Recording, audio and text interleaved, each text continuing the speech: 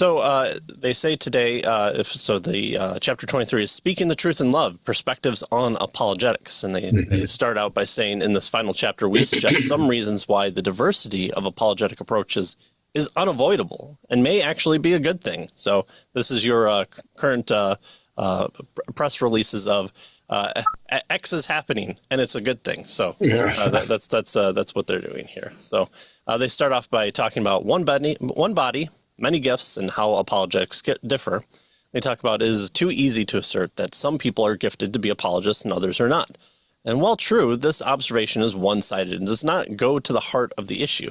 So, we can all think of the William Lane Craigs or the James Whites or the Gary Habermases and say, well, I'm not like them. Right. And they're saying, well, you don't kind of have to be as gifted as they are because the office of apologist was never implemented. And so we certainly not listed, right, unless we consider evangelism as the apologist, right?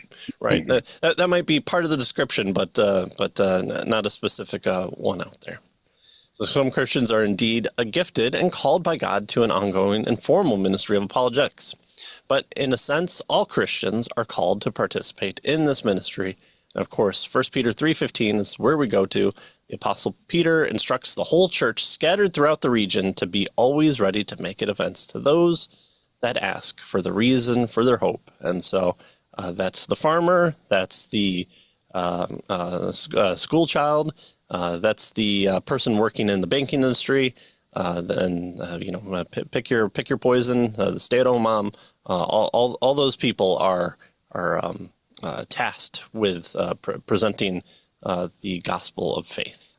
Right, and so what they're trying to point out in this section is that there are, apologists differ from one another, just like there are different gifts in the body that God has given.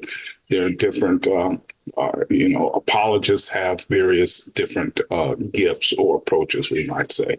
And so they asked us to consider Paul's list of gifts given by God to the members of the, Christ's body, the church, in Romans 12. Indeed, they are functions that all Christians are expected to exercise according to their ability, and recognizing that some people are exceptionally gifted in one or another gift, and other people are gifted in, another gift. So notice that the point here is that Paul gives a list of gifts, and for the most part, all of those gifts are later seen throughout the scriptures as commands that all Christians should be doing, right? And so you have the gift of teaching, but that doesn't mean that only the people who have the gift of teaching teach. All Christians are responsible for teaching, right? You teach your children. If you have children, you teach people that are younger than you, whatever, right? Discipleship is in there, Yeah, exactly, right? And so they say that just as there are different gifts, there are different kinds of apologists. And so they suggest that the two most basic kinds of apologists in terms of regular ministries needing support from the church are evangelists and teachers, Ephesians 4:11, right? Right. Some apologists are evangelistic apologists whose ministry is directed, they tell us, primarily to people outside of the church, while others are teacher apologists whose ministry is directed primarily to people inside the church. And so, of course, all apologists engage in some evangelism and some teaching. And so they're talking here about emphasis and special callings. So there are different, apologists in terms of their emphasis and what they're called to do is the point they're trying to make in this section. And just because you pay a guy to stand in front of the church and lovingly teach you the Bible doesn't mean that he's the only person that can do so. The equipping of the saints is occurring in front of you at the front of the church, going to the people in the pews, and then you're supposed to turn around and then go out into the whole world. So that's our responsibility as well. So understanding these positions, understanding argumentation, understanding,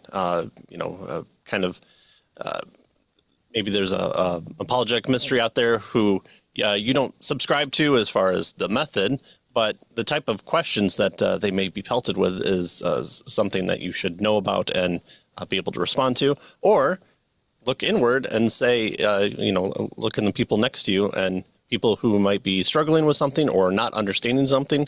If they turn to you and ask you a question about, well, what does Romans 9 mean? Well, turning around and just saying, well, I'm not this teacher here. No, this is our calling to be with other fellow believers and to assist. Just as the person who comes off the street to you and asks you, what must I do to be saved? It's not like you're going to turn around and be like, well, I'm not called to be this evangelist out here.